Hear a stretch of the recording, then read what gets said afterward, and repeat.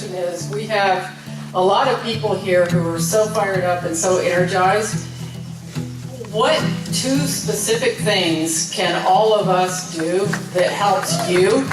Very specific things that will let us stop some of what's going on and help you do your job for us.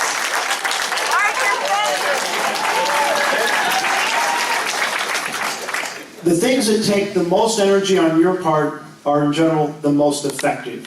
So let me start with the communications world. You can check a petition on the internet and it will get to me and you'll get an email back. However, we get 10,000, 15,000 of those a week. Personal letters, much more effective. Phone calls, more effective. Coming to town hall, even more effective. Now let me tell you, call up your state legislator and say, I want to meet you for coffee on Saturday or something like that, and meet with them. There is a bill, for example, target a specific bill that you think makes the world a better place. There is a bill that will be in the legislature called America Project. Anyway, it enables us to have the equivalent of a majority vote for president of the United States of America. Popular vote, American popular vote. Right? You've had this bill before. Right? We passed it in the House of Representatives. Thank you. We passed it in the Oregon House for the last 6 or 7 sessions. So call your state senator and tell them that they need to vote yes on it, because we'll pass it in the House. They keep killing it.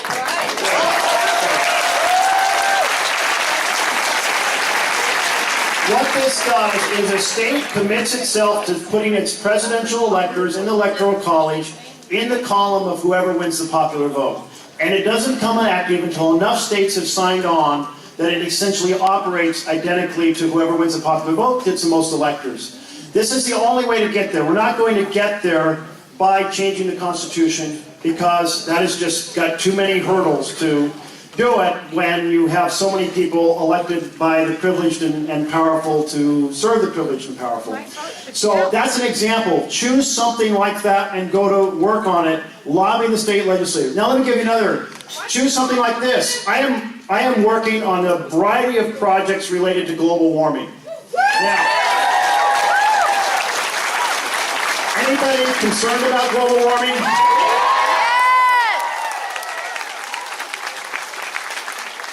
So, one bill that I put out last year was called Keep It in the Ground. Now, all of us, everybody in this room, we own together a tremendous amount of coal and oil and natural gas. We are the managers of that. All of you outside, you're fossil fuel barons. Didn't know it, right? Okay, so here's the thing. Are we going to ask the rest of the world to not extract and burn their fossil fuels while we're extracting and burning ours for our profit, for our government profit? The rest of the world will say, no, you're not even setting an example. So what that bill does is it says that from this time forward, no more government leases for our citizen-owned natural gas, coal, and oil to be extracted from the ground. Okay. All right. So, now that's more difficult for citizen action. But here's the other example. I'm working on a bill called 100 by 50. 100% clean and renewable energy by 2050. So, with this bill, which I'll be introducing shortly, is not going to get passed by Congress. All right? But every one of you could go to a variety of places and say, hey, let's do a local 100 by 50 strategy. What this means is, yeah, we're going to have a long-term commitment to eliminating our use of fossil fuels in this organization. That may be a church, a college, a mosque, a company, a city, a county, any of the above. You go and say, that's the vision, but we also need a 2-year plan in which we do X, Y, and Z in the next 24 months to reduce the consumption and burning of fossil fuels. That's citizen engagement directly that will make up for the fact we've just done a major faceplant at the federal level in the battle against global warming. So take something like that and go and fight that battle, because that grassroots energy then percolates up to create a majority in Congress that can move us even further forward. That would be tremendously effective. Now there's a group called Emerge. Emerge is a, have you heard of it? Somebody? Okay. Did it, you, Sharon ran through Emerge. Come on out, Sharon. New County Commissioner, Sharon. Jennifer did, okay, great. Jessica. All right, so that's a 7-month intensive training on how to get involved in politics and run for office. These 3 leaders went through it, and 19 alumni of the program ran for office this year, and 17 won.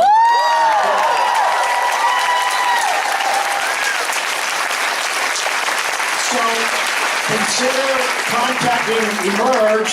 And if you don't want to run for office yourself, think about contacting them to see who you can start helping who's going to run in the 2018 elections. All right. Thank you. There's a host of ways to get involved, to stay involved in your local level. That's the key. Keep sending the messages nationally. Use your networks to influence your friends and family in other states and your professional networks. Those are the most effective ways to carry this energy forward. I think about it like this. You have the National March. The Women's March was incredible here in Maryland.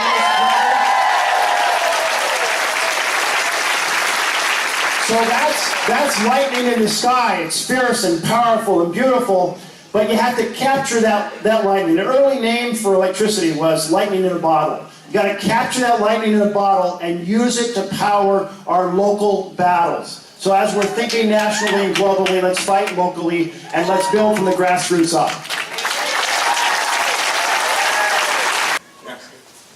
So I'd like to talk about terrorism. The aim of terrorism is to alter people's behavior by creating fear and uncertainty about potential threats. By this definition, Donald Trump is terrorizing America. He has created an environment in which people are afraid to speak their minds for fear of retribution. We've seen Trump himself single out union leaders, companies, journalists, and others who don't please him. We've seen an army of internet trolls harass and threaten journalists and their families online. And of course, we've seen the surge in hate crimes, often committed explicitly in Trump's name since his election. It's not unreasonable to wonder who's next. So my question is, what will we do about the domestic terrorism that emanates from the White House?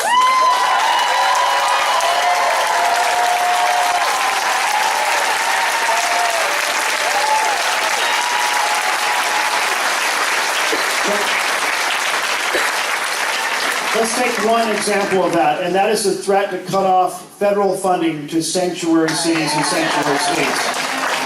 We must fight that at every level. We are going to defend the ability of our communities to provide the ability to have community policing relationships not interrupted by turning our local officials into ICE agents. But we are going to have to fight that vigorously, and we have to do it through our congressional members, through our Senate members, and through just a wave of resistance in cities across the country.